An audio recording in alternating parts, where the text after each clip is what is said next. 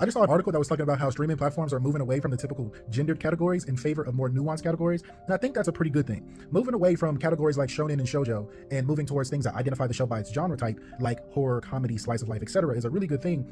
I just need them to go further than that. It's not enough to me to really care about a streaming platform doing that if the core of the product is still going to be the same. And that's because, to me, anime doesn't really value nuance. A lot of times, even with their stories and characters, you'll see a lot of the same issues that exist because they characterize people in very particular boxes or archetypes. You'll have characters that exist for the sake of others, to service or please other people, aka women characters that are in isekais and fantasy shows that are used just to be a side piece, a trophy on the main character's arm, or somebody that just, press their chest up against them and, give them something to fight for. Or you'll have the guy characters who exist within a very particular bubble, like the sort of nerd character who has all of these women chasing after him, but he's just trying to be this self-insert character who has to be stoic at all times. And I think that is one of the biggest issues that you're going to run into when it comes to trying to make things more nuanced in anime, is because the stories do not follow suit. The core of the production is still going to be the same for a lot of these shows. So if they really want anime to be more nuanced and move away from shonen and shoujo and stuff like that, the core of the stories have to be more nuanced themselves. So you have to have more women characters who show more colors, more in betweens, not just black and white. They have to be everything in between as well. So that includes people being able to understand that a story is going to be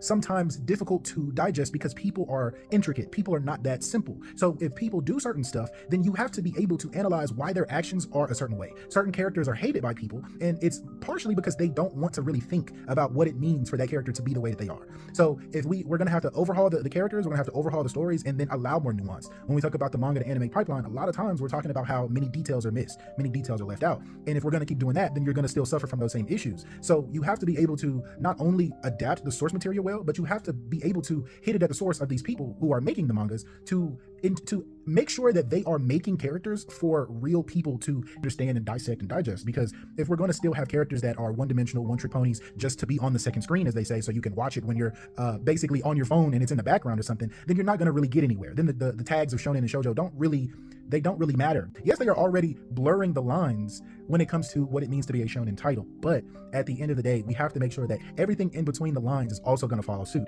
All of the characters, all of the plot lines, and then when we throw it into an anime, you have to keep all of that nuance there. You can't take it out and then circumvent all of the stuff that makes that person who they are for the sake of the story, just to have it be the same type of easily digestible content for people to just have in the background. If you want nuance, you have to give people nuance, and sometimes nuance comes in the form of slow burn. Sometimes nuance comes in the form of a lot more episodes than they're willing to give. Some of these 13 episoders are not going to be allowed if you want more nuance within the industry, because nuance requires time. It requires very specific details. It requires you putting the camera on somebody just for a look, just for something to shift very subtly so people pick up on that. And if you don't do that, if you don't lead towards the smaller things in the industry, then what does it really matter if Netflix says, oh yeah, instead of this being a shonen, it's a battle fantasy? Like, what does that do for anybody except the streaming platforms?